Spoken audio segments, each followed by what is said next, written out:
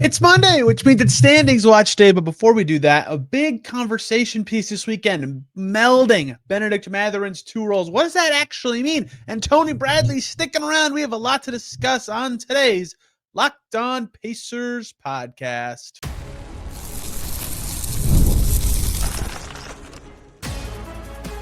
You are Locked On Pacers, your daily Indiana Pacers podcast, part of the Locked On Podcast Network. Your team every day.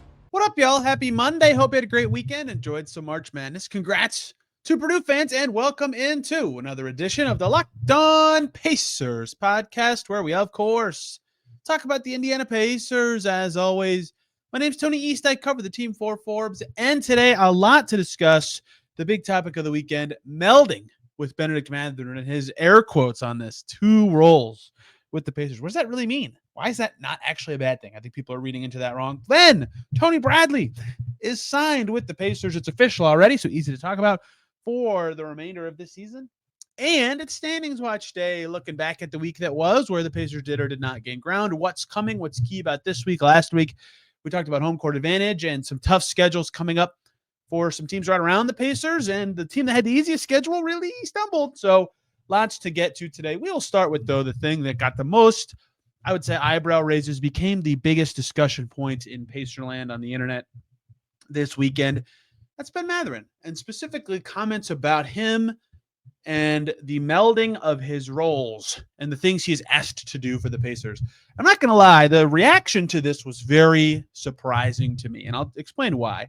So the premise of this is what Bennedict Mathurin did against the Mavericks and against the Nets earlier in the week before Tyrese Haliburton returned is not typically how he operates for 48 minutes in a game, right? And then Haliburton came back and Mathurin came through late and saved the day over the weekend and they won. And then there was a lot of discussion about the constant evolving goal for the Pacers of melding Ben Mathurin's strengths with the Pacers' strengths. And if you've been listening to this podcast for forever, I've always talked about that, right? That is what the goal is, merging those two things together. And I've always said, it's mostly on Mathurin, but it's partial on the Pacers too. Regardless of my thoughts on that, I think people were very surprised to hear the Pacers talk so much about Ben Mathurin being asked to be two players and the merging of those two roles, right? Where sometimes he's asked to be this score leader, ISO heavy guy, and other times he's asked to be the fit in guy, much more often he's be the S fit in guy. And people were saying, why is he asked to do these two roles? This doesn't make sense. This isn't catering to his strengths. And I just totally disagree with that reaction to this whole situation. One, every player, young or newly added to the Pacers, is going to be asked to meld their strengths to their faster pace, right? Like, duh. They should do that. The Pacers offense has proven to be top 10 in the league the last 2 seasons. They're very efficient. They should ask players to play the way they want because guess what? They've been a very good team for 2 straight years. The other part of this with Mathurin specifically is being asked to be two players. I would first make this argument, not in full faith, but in small faith. I would say, isn't that somewhat true of everyone on the Pacers, right? Playing with Haliburton and playing without Haliburton is a very different assignment playing for the Pacers, right? Your usage is going to change. The tempo is going to change. The shots you get are going to be different. That's not good or bad. Now, I do think this. I think it's way different for guards than front court players, right? Front court players, your role probably only changes a little. Guards, your role changes a lot. But I would say the two guys on the Pacers roster who are asked to be two different people with the largest gaps in who that person is Ben Mathurin and Andrew Nembhard, particularly on the offensive end with what those roles are. But I would say that being asked to be two players is somewhat true of everyone, but it's more so the case. I would probably put Mathurin at the top because his natural strengths are different than everybody else's in terms of how they operate versus what the Pacers do. And to be clear with all that biggest difference, Saturday's game is what that was all about, right? You saw that perfectly encapsulated in one 48-minute basketball game. And it was like the perfect time to talk about this. The Pacers played the Nets. They're up 20 after 3 quarters, right? They're up, 11 or 9 at halftime, whatever it was, up 7 or something at the end of the first quarter, right? They're beating a bad team about the level you should, right? People don't think of it this way. Like, they're up 9 at halftime. People thought, oh, only up 9? Like, yeah, you're going to win by 18. The spread's only like 8.5 or something. Like, they're crushing them. Regardless, Haliburton returned. Their offense was much better than it was even 2 days earlier against the exact same opponent, and they were up 20. But then they blew it. Their offense completely fell apart in the fourth quarter, and they had to change up their style to finally score again. Who did they call when they needed to change up their style? Ben Mathurin. He scored on the first possession he checked in the game, cut to the lane, caught it from Siakam, scored, hit some free throws down the stretch. Both styles worked. For most of the game, the Pacers' usual strategy and style, spread it out, play fast, boom, boom, boom, pass the ball, it was working. At the end, when the Nets were playing better and the Pacers couldn't make anything, Ben Mathurin came in, and the style, they changed it up a little bit, it worked. I don't think that's a bad thing. One, to have two different fastballs, and two, that's what development is for a young player like Ben Mathurin.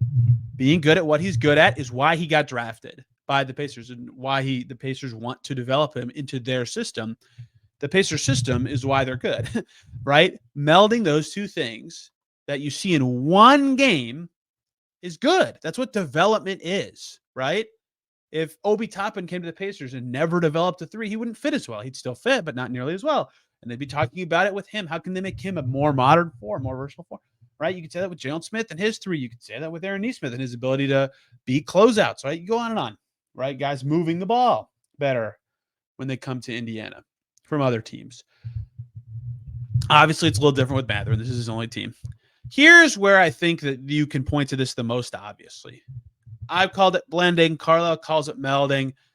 Whatever you want to use. The team, I can now say, hey, the team thinks the same thing as me here, which is clear. Ben Mathurin, his like permanent on-court, no matter, regardless of other situation usage this season, right? In any situation, just all together.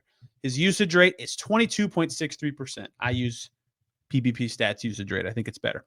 22.63%. About a quarter of possessions, a little less. Over a fifth.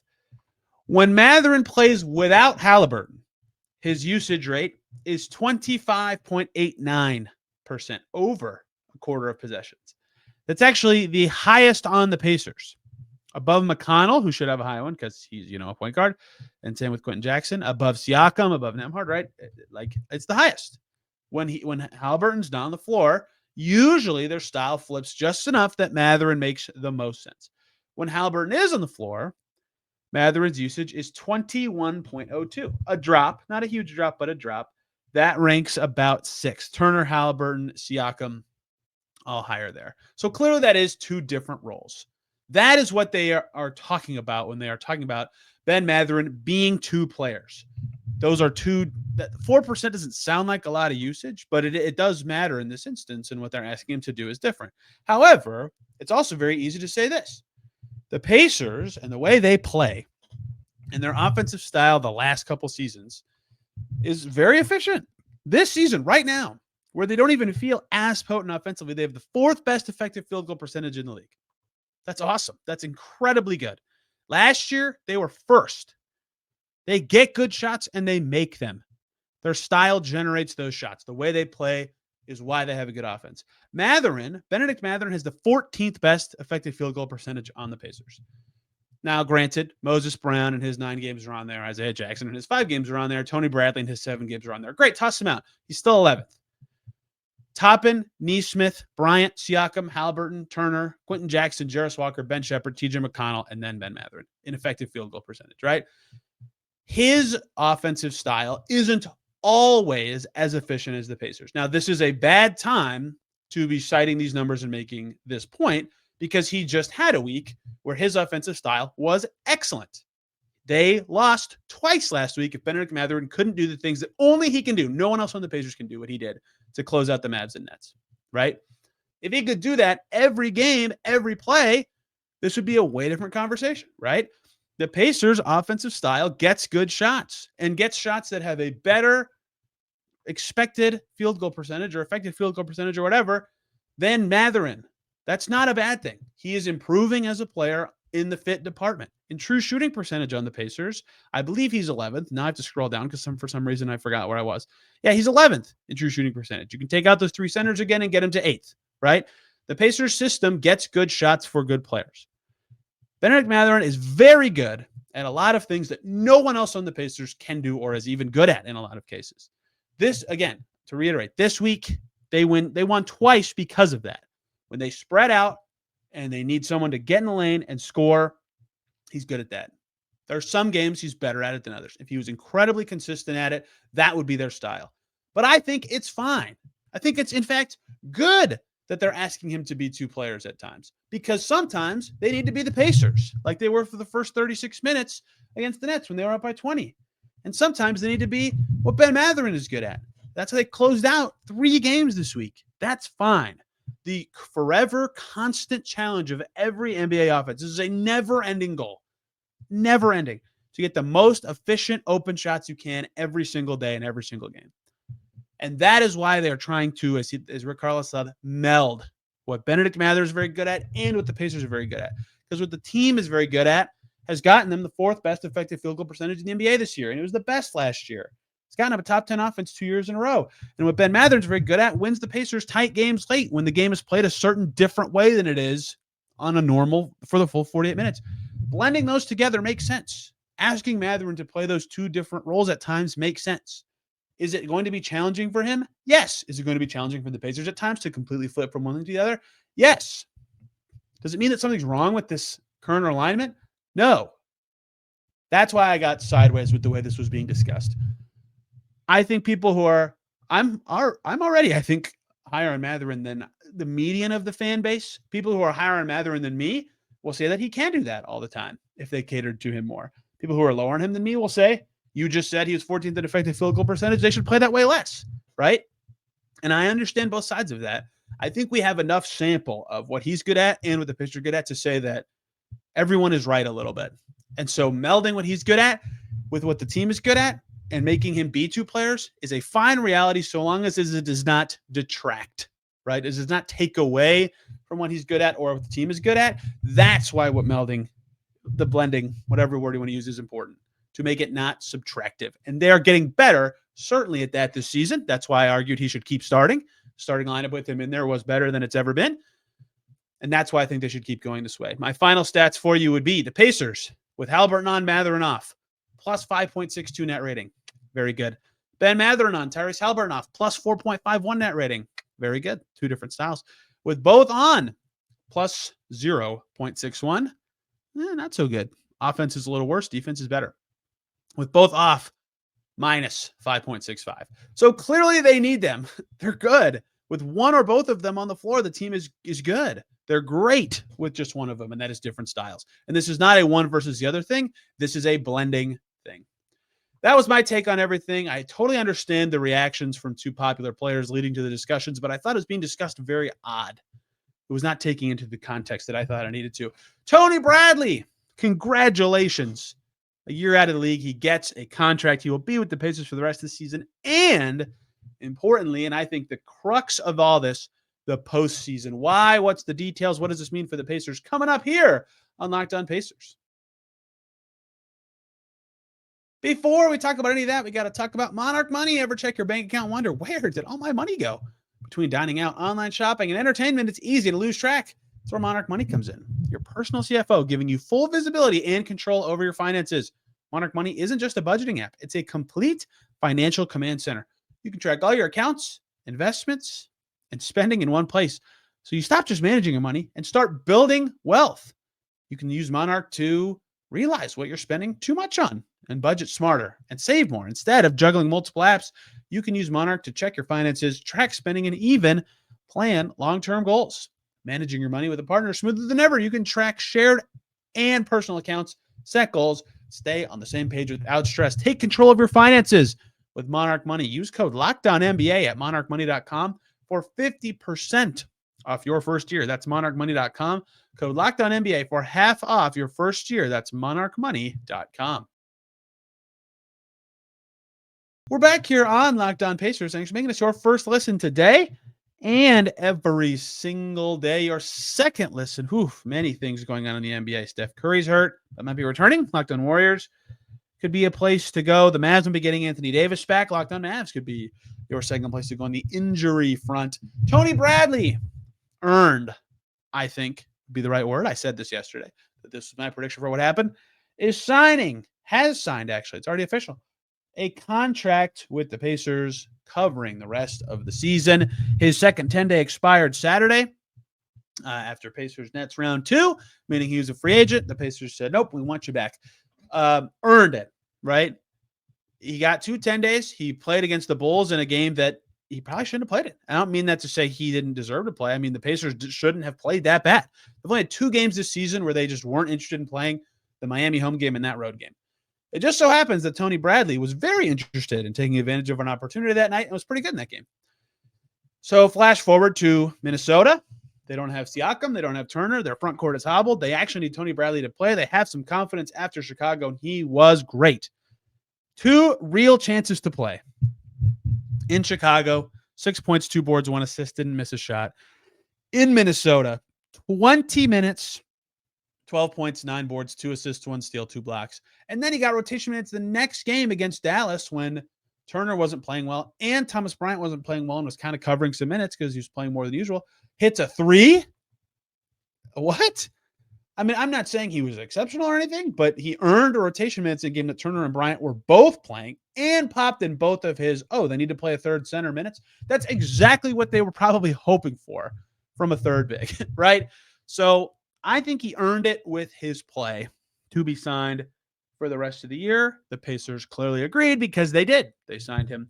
You can't sign more than 2 10 days with one team. That's why this now has to be for the rest of the season. I mean, it's not like that's so crazy. There's only 21 days left in the season or something like that. So Tony Bradley deserved to me. They clearly prioritized center, right? If I had unlimited time to talk about this decision, I could have talked about, what about Quentin Jackson? Like, they've been turning to him a few times. Recently, they could convert him. Do they want a guard? Like, if you go back and look at the buyout market, it's bad. This year, PJ Tucker's off of it now. Like, there's not a lot there. Like, do they want to try Christian Wood? I guess. Like, it's not a good group. Reggie Jackson, if they need a guard, did he not land anywhere? Like, it's not, the buyout market's snug this year. Josh Richardson, I guess. Once Mobamba got snapped up, none of the centers were interesting to me at all on the buyout market, and the guard/shooter groups were basically non-existent, and especially of guys that were playoff eligible. Like Cody Zeller got waived. He wasn't playoff eligible. He got waived one day too late. So the actual available list of centers or players who could do something else wasn't very good. The guys who know your system already then get a leg up, like a Quentin Jackson, like a Tony Bradley, or whatever. And so in the absence of a good internal option of a different type of player, center made the most sense. They've clearly shown, both through their words, Chad Buchanan talking on Setting the Pace with Alex Golden, and their actions, Jahlil Okafor, Thomas Bryant, Moses Brown, Tony Bradley, that centers their need. Every transaction they made this entire season, outside of waiving Tristan Newton and then signing AJ Dennis, has been a center because they had the 2 Achilles injuries early in the year. It's obvious why center has to be their priority, and they've shown it with their money, their mouth, whatever you want to say, all year. So it made sense that center would be what their choice is.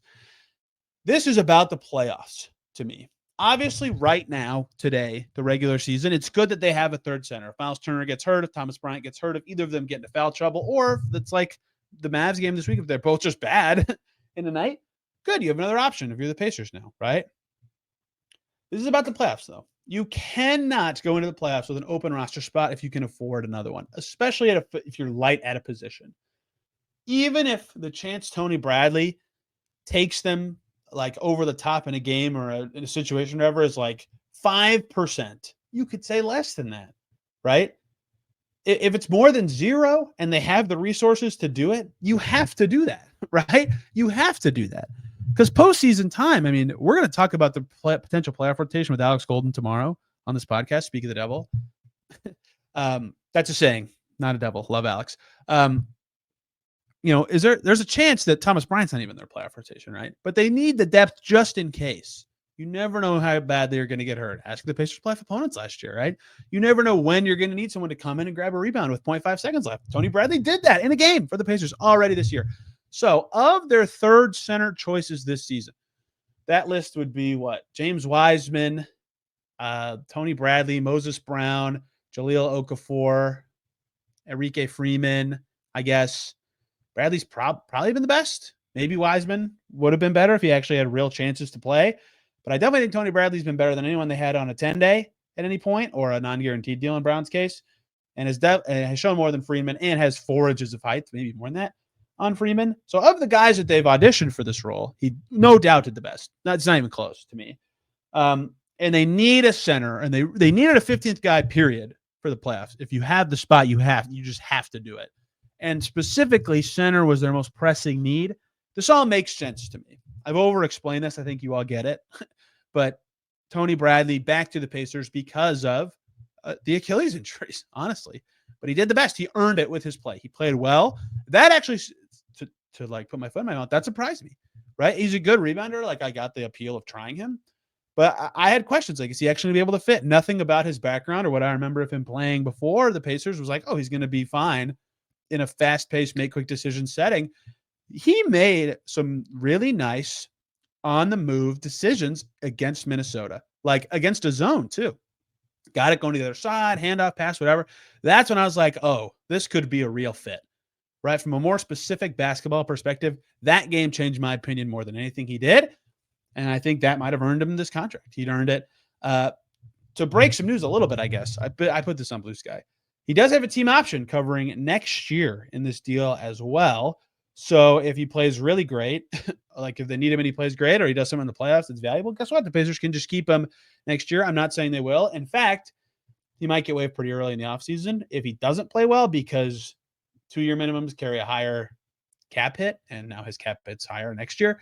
So if he plays well, the Pacers now can very easily keep him. They don't have to negotiate this summer. If he doesn't, whatever, no problem. But buying the team option doesn't hurt at all, and they get some upside out of it. So they stand to the tax, easy to afford. They get depth at center that they need. Tony Bradley earned it with good play. This felt like the best solution, and it is. It's what the Pacers do. Tony Bradley earned it. Congrats to all involved. And he gets to be in his first Locked On Pacers thumbnail. Good job, Tony Bradley. Standings watch time, I thought last week was fascinating. It really changed the dynamic of how I'm thinking about the playoffs and the race a little bit. But we have more to discuss, including key game coming this week in the standings race right here on Locked On Pacers.